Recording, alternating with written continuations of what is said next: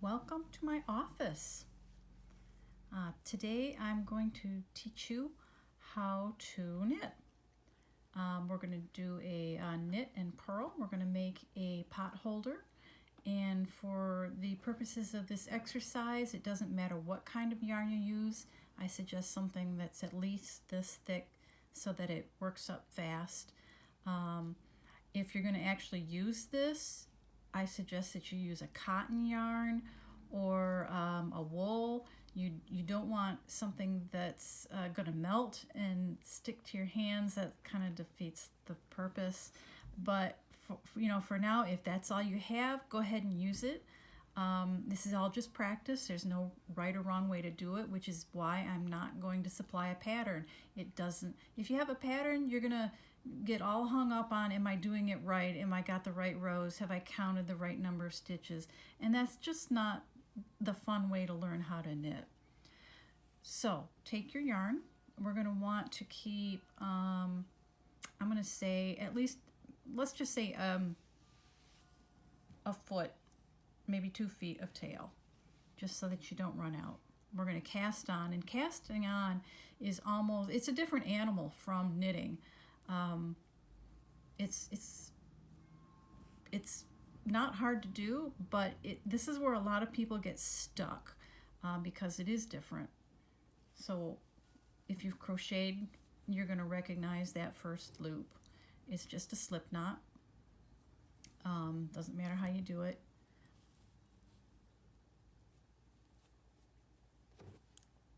And you're going to want to put it on a needle.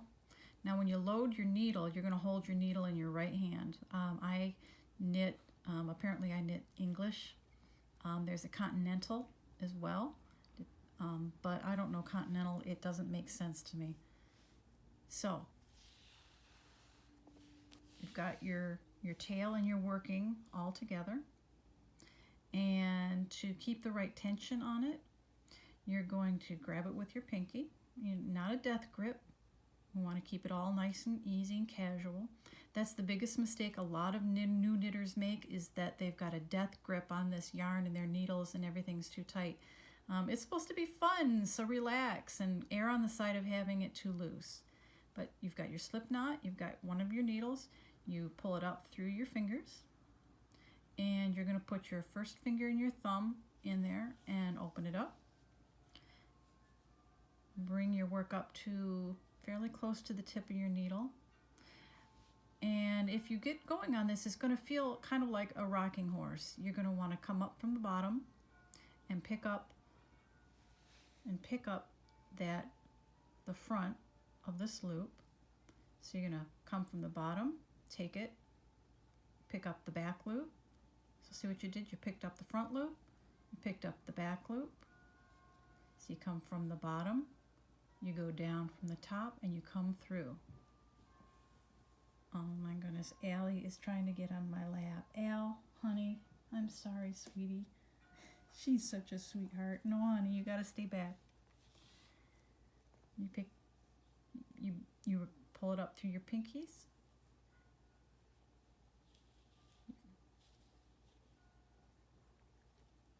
You come up from the bottom. If you come from the top, it's not gonna work. So let's do that again. You come up from the bottom, around the back, and through.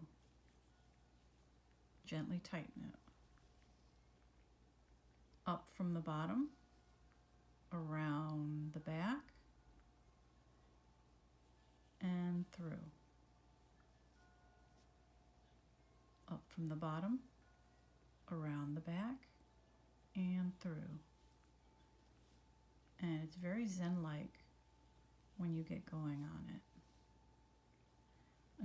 A lot of knitting is muscle memory, and it's going to feel really weird for a while.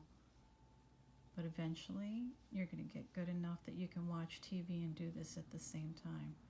Now, after you get some stitches on there, and if you'll notice, I avoid working at the tip of the needle. When I get too many stitches on it, I pull them on down. After you do about 10 or so, you're going to notice that your front yarn is starting to unwind. That's why you want to have your tail of your yarn in the front so that you can let it wind itself back up. So again, we're going to grab with the pinky, nice and gentle. We're going to put our thumb and our first finger in there and open it up. Then we're going to bring the tip of our needle down. We're going to pick it up. We're going to pick it up from the base.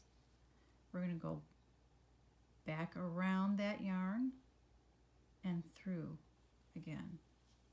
So it's picking it up from the bottom, going around the back and pulling it through.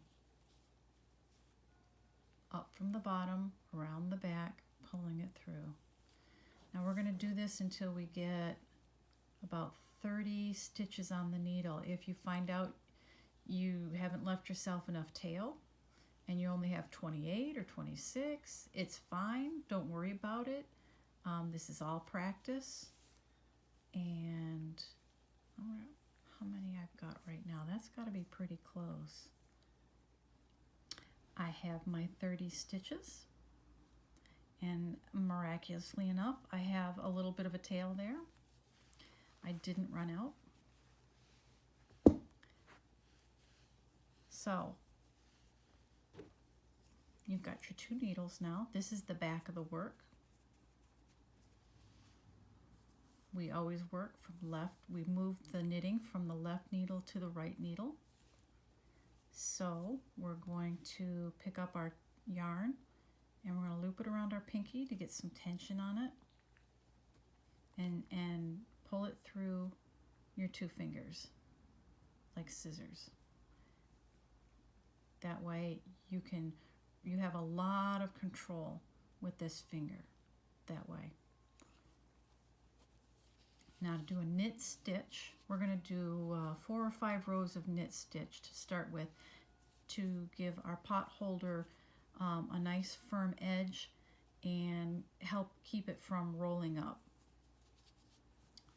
So we're going to come from the bottom and we're going to go behind the needle. And see how I'm holding my needle with between my thumb and my finger? That lets me let go and loop it around. A lot of people will prop, they'll be working closer to their body and they'll prop this needle on their belly. Or if they have strong fingers, they actually keep hold of the needle as they work. But I find my hands cramp up. So I tend to hold my work, my right needle with my left hand. And I'll show you how you do that again. You're going to loop it around and through your 2 fingers. The needle goes front to back, from bottom up, so your needles cross. Then you bring your yarn around to make the loop, and you bring it forward and slide it off. So when you start, it's behind the needle, and when you finish, it's in front. So it's up from the bottom, you loop your yarn, and you bring it to the front. So it's behind your work, and you end, it's in front. You come up from the bottom, behind your work, and you end in front. Behind your work and in front. And you can see I'm not really holding on to this needle. It helps my hands stay relaxed, and most of the work is being done by my thumb and my finger here. So push my work forward a little bit. Come from the bottom up, go behind the work, you loop around, and you bring it to the front. So this needle is moving from the back to the front, back to the front. Very smooth and easy and zen-like. Very relaxing. Try to keep your yarn nice and easy and loose. If you find that it's too tight and it doesn't move easy, you can start all over again. It's, you know, it's not a horse race. The whole point to this is to relax and enjoy it. The pot holder, getting the pot holder at the end, that's just the bonus. So again, it's from the bottom up to the back. You loop and you bring the needle to the front to pull it off. Back to the front. Back to the front. And trust me, again, it's muscle memory. You will get so that you can watch TV and not even look at your work. And I've got my first row done. Okay, now remember all the yarn was in this hand, so we're going to put the needle back in that hand. We've flipped it around so the front is the other side is now facing you, and we're going to loop the tension through the fingers, and we're going to do, let's do 4 rows. That was 1 row. This is 2 rows. We're going to do at least 4 rows of this. It's called a garter stitch when you knit every row. And the meat of the pot holder is going to be a straight stitch, but for our edging, we're going to use this garter so that it lays flat. So remember, it's come up from the bottom, your needle's in the back, you loop the yarn, you bring it to the front and slide it off. So go ahead and do about 4 rows of that, and then I'll show you how to purl. I have just about finished my 4th row of knitting. Remember, it's up from the bottom, back to front. Okay. Again, this is called a garter stitch. It's when you knit every row. A lot of scarves are made like this. If your yarn isn't variegated, it can be very boring, which is why we've got the purl stitch. Now see, the front and the back look alike, which is why it's used a lot for scarves. I mean, there's no right or wrong, right or front or back on this. But when we start purling, we are going to get a definite front or back to it. So let's get our tension right. Around the pinky, up through the fingers. Try to keep that really loose. Now I'm going to cheat a little. I want a nice little border on the whole thing, so I've got my my stitch markers here. I'm going to knit for 4 stitches.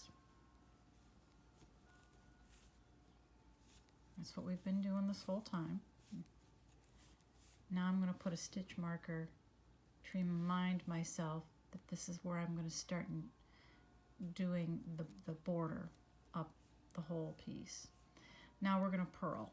Now knitting, we've been working with our yarn in the back. With purling, you're going to bring the yarn to the front before you do your stitch.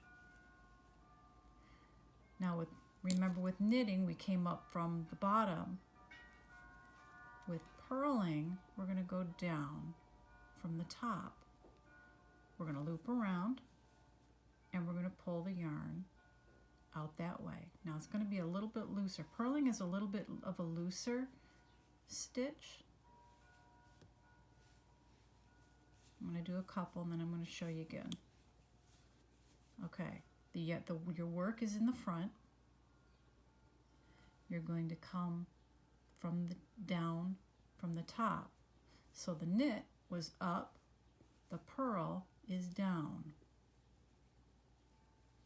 The knit is, and then the purl. So the purl is down through the stitch, around, and then slip it off.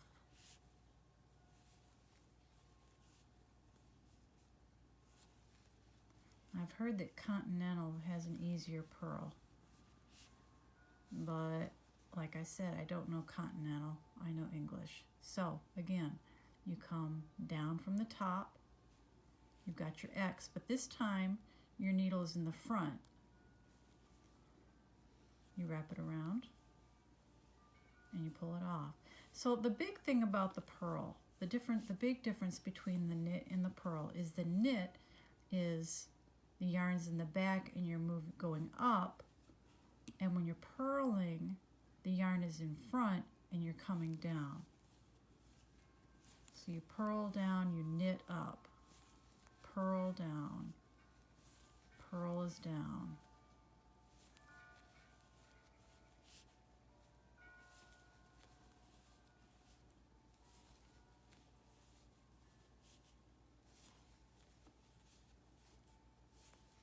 Okay, how many stitches do I have left?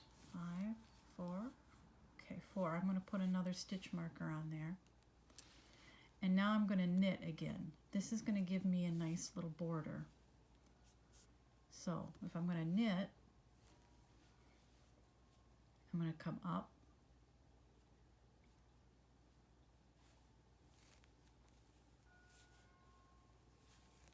from the bottom, and my yarn is in the back. Okay, that was our first row of purl. It looks pretty much the same. But we're going to move our work. Now you can see the difference. See how smooth that is? This is the front of the piece. And we've got a nice little border. And this border's gonna, if we knit every row, the first 4 on every row, then we will get the garter stitch going up the sides. So we're working on the front, so we're going to want to knit this. So when you knit, you come from the bottom up. You knit up, you purl down. So you're knitting up. We're going to slip that stitch marker, and we're going to just keep knitting.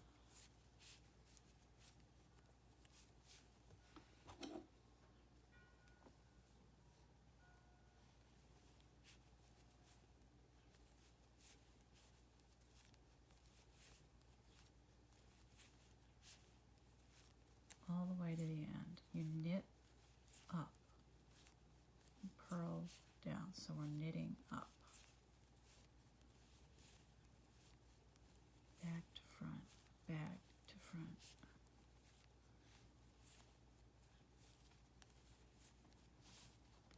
And again, you want to keep your stitches nice and loose and easy. Err on the side of too loose a tension. Okay, so we have knitted all the way across.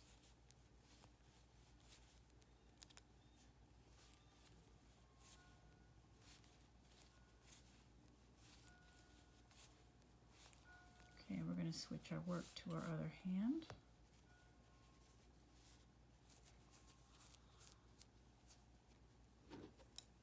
Now, to keep this nice garter stitch on the edges, we're going to knit the first 4, and we're going to knit the last 4. So we're going to knit the first 4, and now because this is the smooth side is the knit side, we're working on the purl side, so now we're going to purl. So we bring our work to the front and we purl down. You purl down, you're going down into the stitch instead of up. You purl down.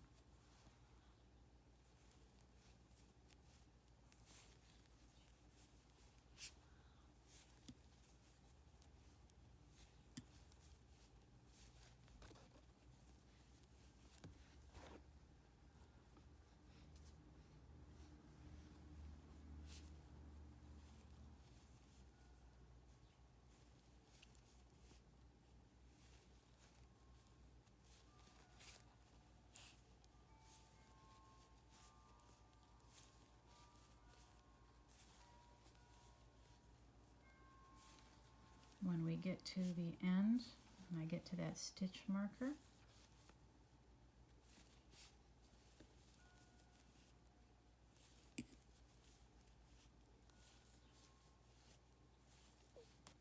oops,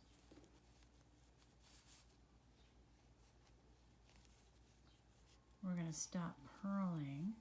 We're going to bring our yarn to the back so that we can knit. When you knit up, right? So you come up through the stitch.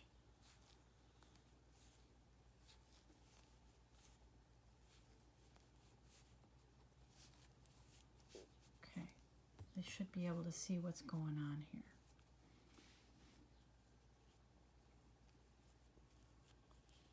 See, that little ribbing is going to continue up the sides. As long as we knit the first 4 and the last 4 on each row, and we knit one side and we purl the other on this middle, we're going to get a nice flat,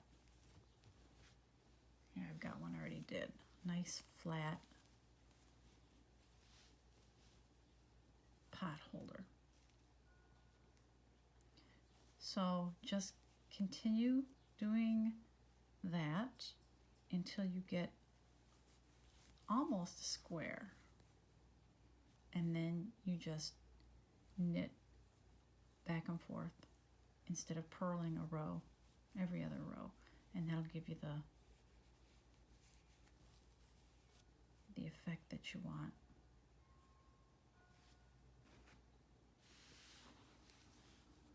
I've been working for a while on this, and as you can see how this curls up? This is what we're trying to avoid with the garter stitch. This is the piece I made earlier.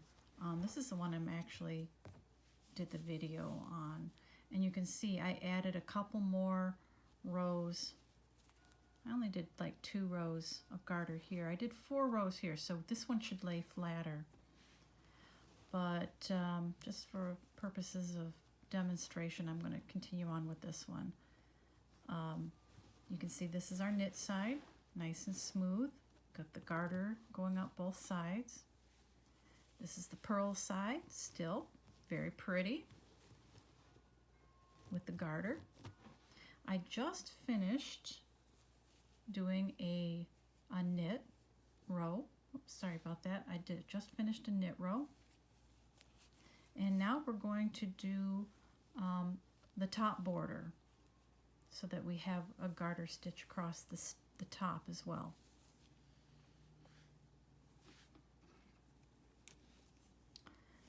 So normally I would do the first 4 as a knit, even on the purl side, and that remains true.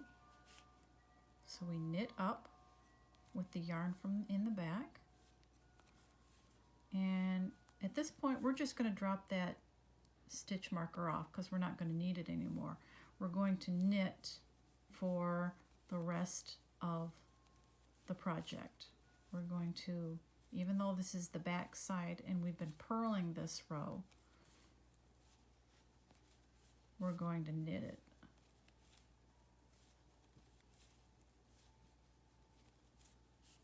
And when we get to that other stitch marker,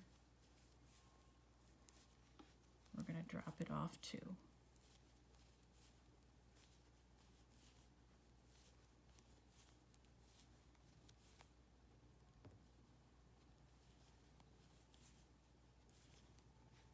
Okay, I'll show you what we've got here.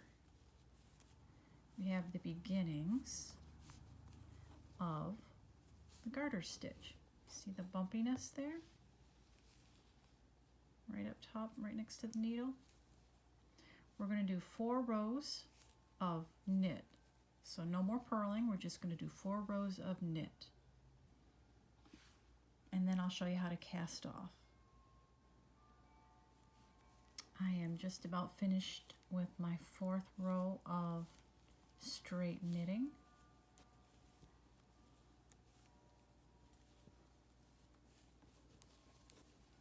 That looks pretty good. So I'm going to turn my work and I'm going to show you how you cast off. I'm going to cast off on a knit, which means my yarn is going to be in the back of my work. I'm going to do a knit stitch.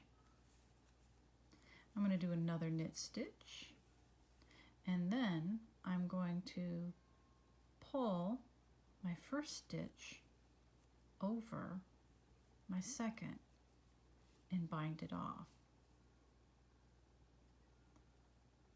I'll show you how you do that again.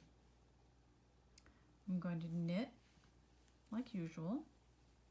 Then I'm going to take the stitch that's near it, that's deepest in on the needle, and carefully pull it over the stitch I just made. You can see what's going on there, right? I do a knit, and then I pull the previous stitch over it.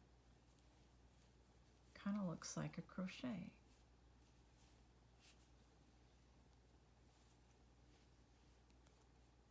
I do a knit, and then I pull the stitch over it. And that is how you cast, well, it's one of the ways you can cast off. Now, the mistake that most beginner knitters make is that they bind off too tightly. You're going to want to bind off almost looser than what you usually knit, because you're putting extra stress on that. You're asking the stitch to do twice as much work, so you want to give it a little more play in the yarn. See, I'm almost halfway done now. You can really see how this works. So you knit the stitch. You can also cast off on a purl, which it's basically the same thing, only you do a purl stitch and pass the stitch over. Okay, I'm almost to the end.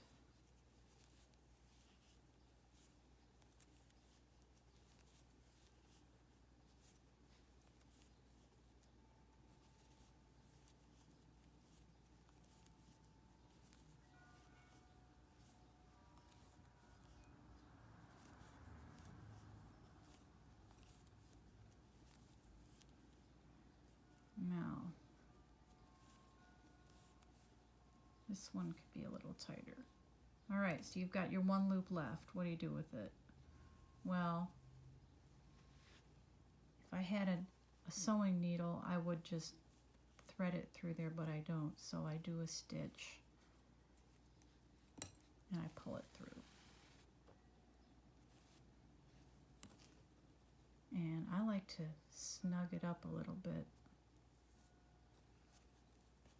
like that.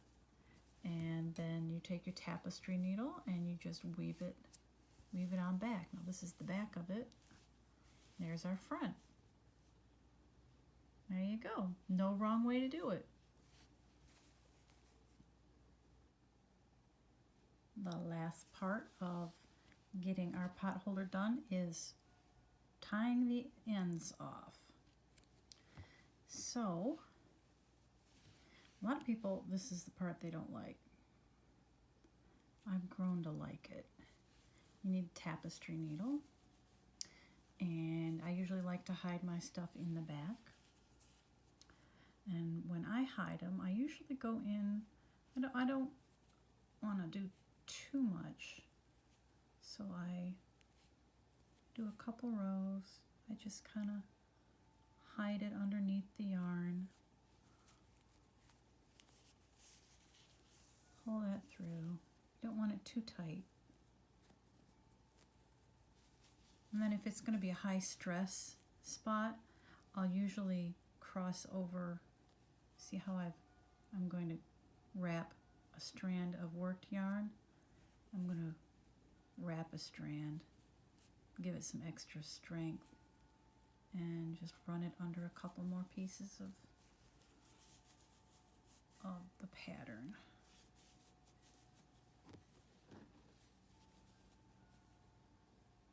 Snip. And we've got the bottom to do as well.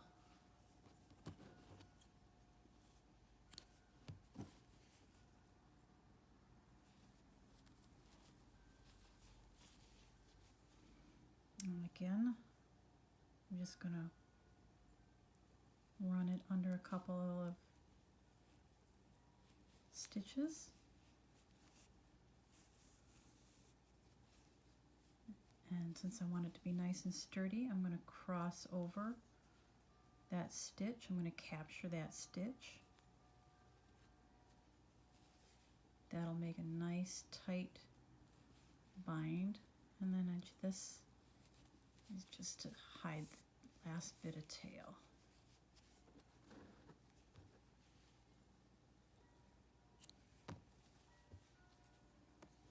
And there it is.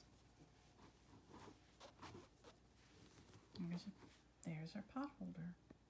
Oh, wrong way. There we go.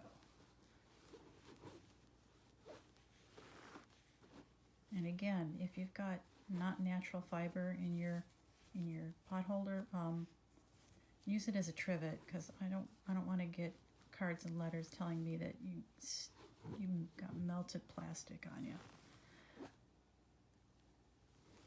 There we go. So let me know how your pot holder turned out. I love pictures. If there's mistakes in it, don't fret. This is just a trial piece.